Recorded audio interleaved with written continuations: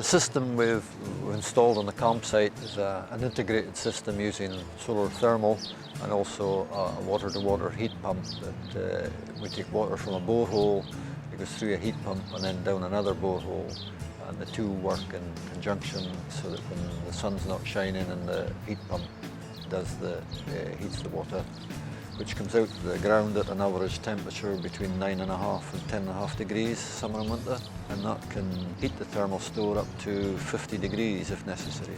We got a loan of £170,000 from the Energy Saving Trust, which I don't think we could have gone ahead with the site if we hadn't got that loan. When we looked at what the alternatives would have been LPG gas, and the extra cost of running it would be quite prohibitive, we thought. Boreholes, the heat pump has been very good. The integrated system where the two buildings are connected. In the winter time, the heat pump does most of the work.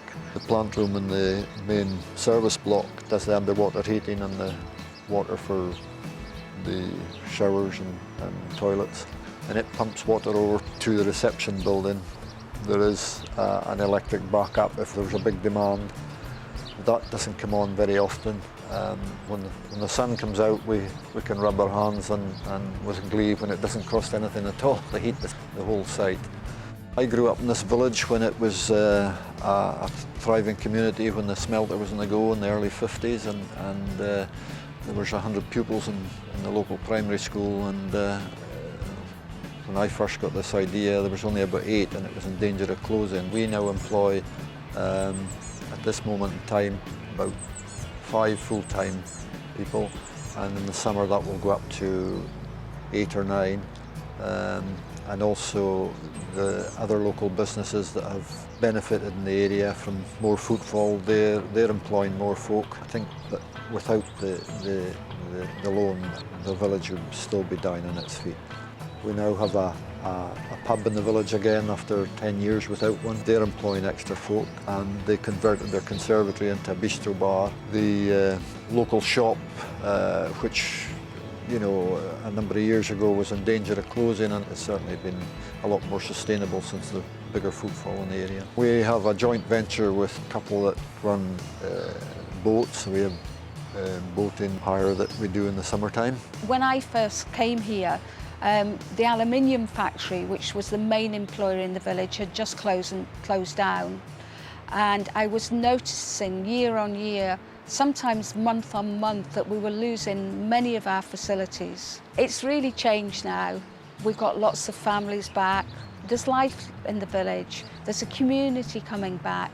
And it's helped by the campsite. Twice a week in July and August, the Countryside Rangers come out to the site and take people wildlife tracking, river dipping, and also building dens and surviving in the outdoors. Right from the beginning, we've been determined not to be a blot on the landscape and to fit in with the landscape, the buildings we chose. But one of the advantages of having this sort of technology is that it doesn't need a lot of maintenance. You're not stoking a boiler, throwing in pellets, chopping wood or anything like that.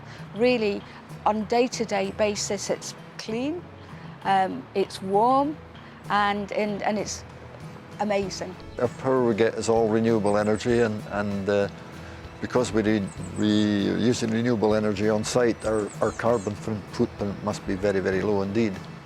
There is a new beginning for the village, which was at one time one of the biggest employers probably in the north of Scotland. It's because of the district heating loan. I mean, I know it's not so much about the heating the water. I think it's the actual benefit to the community as a whole has been amazing.